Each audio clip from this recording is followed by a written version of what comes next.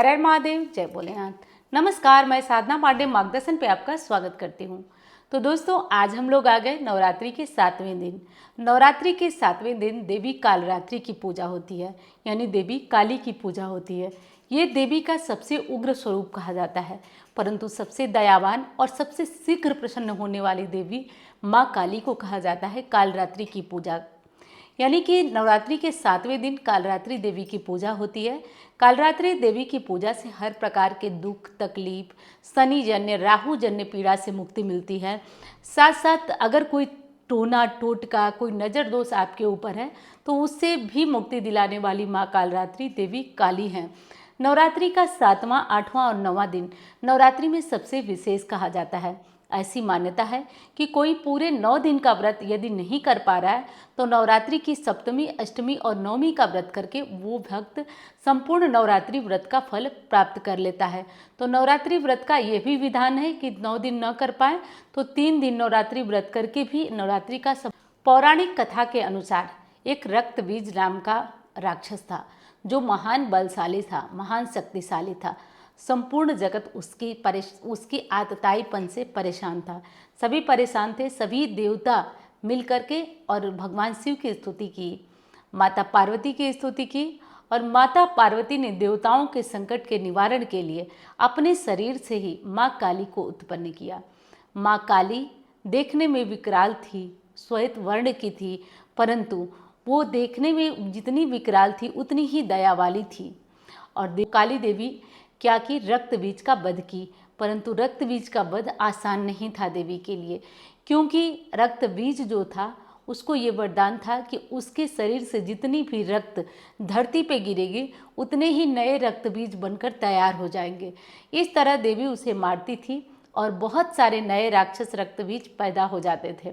ऐसा देख करके देवी ने क्या किया कि रक्त बीज को मारकर उसका खून स्वयं के मुंह में डाल ली, जिससे कि नए राक्षस उत्पन्न नहीं हो पाए, और इस प्रकार करके रक्त बीज का वध हुआ।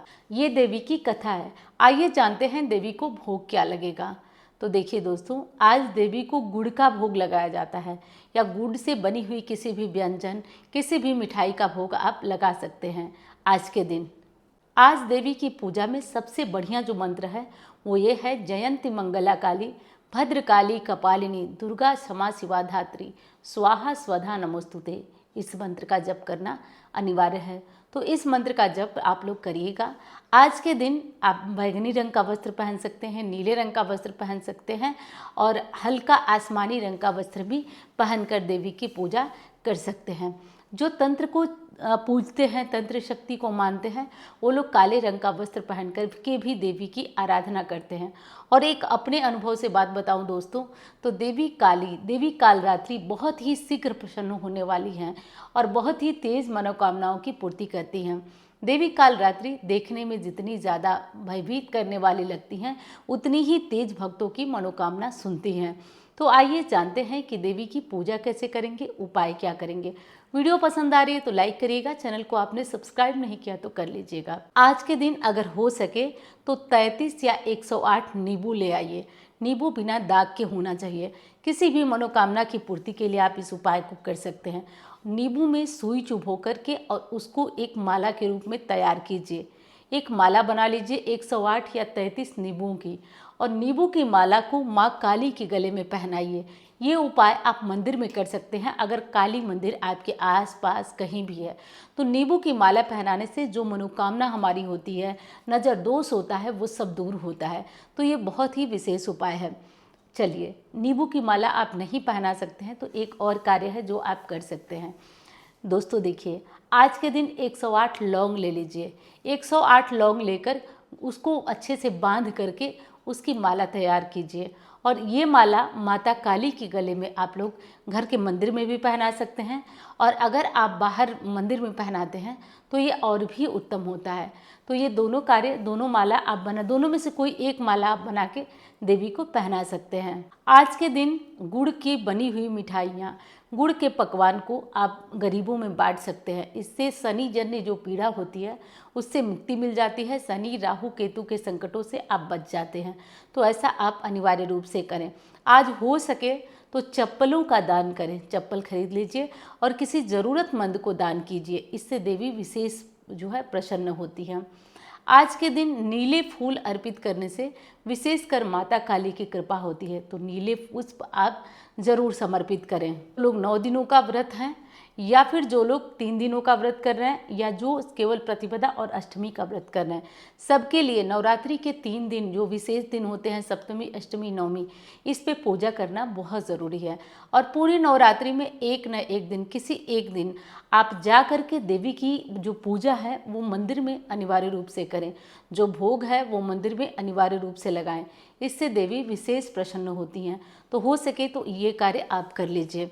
आज माता काली की पूजा के बाद आप कुछ विशेष उपाय और कर सकते हैं, जैसे कि आप देवी को आज चुनरी का भेंट कर सकते हैं किसी मंदिर में ले जाकर, परंतु इस चुनरी को आप उतार के ले मत आइए, वो आप पुजारी जी को दे दीजिए कि वो देवी को ओढ़ा दें। ऐसा करने से भी देवी की विशेष कृपा आपको मिलती है। हो सके तो अष्टमी पे श्रृंगार तो हम चढ़ाते ही चढ़ाते हैं, हो सके और आप अष्टमी को मंदिर न जा रही हो, आप सप्तमी को जा रही हो, तो सप्तमी को भी देवी को श्रृंगार समर्पित किया जाता है। सप्तमी तिथि पे बहुत लोगों के घर बहुत सारे व्यंजन बनाकर, पकवान बनाकर, जो लड्डू बना करके देवी को भोग लगाया जाता है। तो जिन लोगों के यहाँ सप्तमी पे ये नियम होता है, वो सप्तमी तिथि पे ये कार्य कर लेंगे। यानी कोई भी पुराना नियम है हमारा, तो उस नियम को हमें छोड़ना नहीं है, उस कार्य को करते हुए आगे बढ़ना है। सप्तमी के दिन देवी की पूजा में विशेषकर गुड़हल के पुष्प जरूर समर्पित करें। नीले फूल समर्पित करने से शनिजन्य पीड़ा से मुक्ति मिलती है, राहुजन्य पीड़ा से मुक्ति मिलती है, और गुड़हल के फूल समर्पित करने से देवी की विशेष कृपा होती है। तो गुड़हल के फूल भी अनिवार्य रूप से देवी को अर्पित करें, समर्पित करें। आज के दिन जितनी भी कुंवारी लड़कियां हैं, मनवांछित पति की प्राप्ति चाहती हैं, वो देवी को महावर का भेंट करें। आलता, महावर जो भी कहते हैं, वो देवी को भेंट करें, इससे मनवांछित पति की प्राप्ति होती है। तो ये कार्य आप कर सकते हैं। हरकत हो तो मैंने सोचा कि धन त्रयोदशी पे जो उपाय मैं स्वयं कराती हूँ, मेरे परिवार वाले करते हैं, वो क्यों ना आपको बताया जाए। तो धनतेरस पे एक बहुत ही दिव्य हवन होता है और माँ लक्ष्मी का कनक धारा स्तोत्र और श्री सूक्तम से पूजन होता है धनतेरस पे, जो हमारे परिवार के द्वारा किया जाता है। और बहुत लोगों को मैंने स्पष्ट बताया हुआ है, वो किए हैं हमसे जुड़कर और उनको लाभ हुआ है। तो वही चीज़ मैं इस बार इस चैनल पे भी ले आई हूँ कि धनतेरस पे वैसे ही जब कोई काम करते हैं तो उसमें 13 गुना वृद्धि होती है। तो धनतेरस पे जब ये कार्य आप करेंगे, मार्गदर्शन के साथ जुड़ करके, और ब्राह्मणों के द्वारा हम लक्ष्मी अनुष्ठान कराएंगे धनतेरस के दिन, तो इसमें आप भाग ले सकते हैं। और जो बहुत परेशान है उसका लाभ उसको निश्चित तौर पे मिलेगा, और निश्चित तौर पे मिलेगा। अगर धन की बहुत समस्या है, कर्ज बहुत ज़्यादा है, तो ये उपाय 100% असर करता है। आपको विश्वास हो तो साथ में जुड़िए, चैनल पे दिए हुए नंबर पे संपर्क करिए और इसमें भाग लेने के लिए आप अपना नाम ऑफिस में नोट कराइए। यहाँ से एक धन पोटली जाता है जिसमें एक यंत्र होता है, अद्भुत चमत्कारी यंत्र होता है, और उसी यंत्र, उसी सामग्री से आप सभी का जीवन बदलता है। यहाँ पे मैं बोल रही हूँ, बहुत ज़्यादा लोग कमेंट कर बताएंगे कि किस तरीके से ये सामग्रियाँ, जो मेरे यहाँ से श्री यंत्र गया था, शंख गई थी, बहुत सारी चीज़ें गई थी, वो किस तरह से लोगों के यहाँ चमत्कार करती हैं। तो वो पोटली जाएगी, धन पोटली, जिसमें कि सारी चीज़ें रहेंगी जो कि बंद करके रहेंगी। तो एक तो पोटली हो गई जिसमें यंत्र वगैरह सब करके, और वो पैक करके आपके यहाँ जाएगी, उसको खोलना नहीं है। और दूसरी चीज़ लक्ष्मी वृद्धि लॉकेट होता है। तो देखिए, लक्ष्मी वृद्धि लॉकेट होता है जो चांदी में करके आपको जाएगा।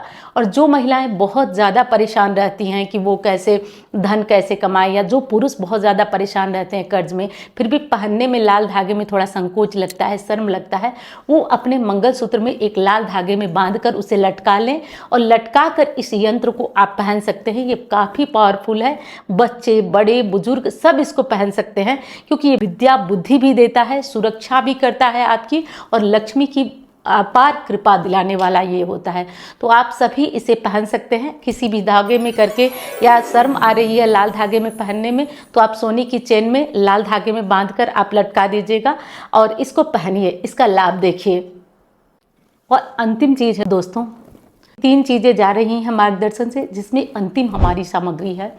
एक लक्ष्मी नारायण की मूर्ति है जो बैठी हुई मुद्रा में माँ लक्ष्मी विष्णु जी के चरण दबाती हैं। ये मूर्ति वैसे ही चमत्कारी होती है, और अगर इस मूर्ति में प्राण डाल दिया जाए, इसे अभिमंत्रित करा दिया जाए, तो ये मूर्ति आपके घर में जाते ही चमत्कार करती है। केवल करना ये होगा कि जब ये मूर्ति आपके घर में पहुंचे, हल्दी गंगा जल छिड़क दीजिए, घर के मंदिर में स्थापित करिए, प्रतिदिन इन्हें जल से स्नान कराइए, उस जल का पूरे घर में छिड़काव करिए और आप हल्दी कुमकुम से प्रतिदिन इनका पूजन करिए। पूजन करने के बाद थोड़ा सा धूप दीप दिखा दीजिए और भोग लगा दीजिए। विश्वास से कहती हूँ आपके घर चमत्कार हो जाएगा। निश्चित तौर पे जो दरिद्रता होती है वो दरिद्रता भगाने वाला ये मूर्ति है, क्योंकि इस मूर्ति में मंत्रों के द्वारा प्राण फूका जा रहा है। हमारे पंडित जी लोग धनतेरस से लेकर के और दिवाली तक ये जो सामग्री, धन पोटली है, लॉकेट है और जो माँ लक्ष्मी जी की मूर्ति है विष्णु जी के साथ, उसे अभिमंत्रित करेंगे। और इस कार्य को मैं कई सालों से कर रही हूँ, आप इसे देख भी रहे हैं, ये काफ़ी पावरफुल है। तो विश्वास हो इन चीज़ों को अगर चाहिए आपको तो ये चीज़ें आपको चैनल के माध्यम से जो नंबर है उस पर आप फ़ोन करके प्राप्त कर सकते हैं। और हर बार कहती हूँ इन चीज़ों पे विश्वास हो तो लीजिए, विश्वास ना हो तो छोड़ दीजिए, जो ले रहे हैं उन्हें लीजिए, क्योंकि यहाँ पे बहुत सारे ऐसे लोग हैं जो इन चीज़ों का पावर देख चुके हैं। और ऐसे ही नहीं, ये चौथा या पांचवा साल है मुझे देते हुए। तो एक विश्वास हमारा आपका बना हुआ है और जब तक मैं रहूँगी, जब तक रहूँगी, मेरा शरीर चलता रहेगा, मैं यूं ही आपके लिए प्रयास करती रहूँगी, यूं ही आपके लिए प्रयास करती रहूँगी कि आपके लिए नए नए उपाय लेती आऊँ। और मैं कल्याण चाहती हूँ कि भोलेनाथ के द्वारा और मेरी प्रयास से आप लोगों का हो जाए। तो यही 3 चीज़ें इस बार है। और एक चीज़ मैं अपने अनुभव से बढ़ाई हूँ, वो है लक्ष्मी हवन। लक्ष्मी हवन जो धनतेरस पे होगा, तो आप इनमें भाग लेना चाहते हैं तो आप चैनल के माध्यम के से जो नंबर है उस पर संपर्क करिए और अपना नाम नोट कराइए।